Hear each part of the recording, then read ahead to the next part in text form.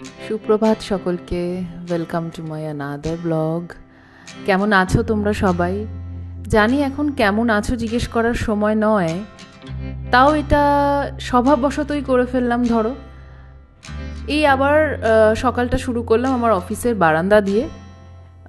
আজকে অনেক কাজ, তো মন মেজাজ ভালো না থাকলেও জীবনের তাগিদে প্রফেশনের জন্য হলেও কাজবাজ করে যেতে হচ্ছে।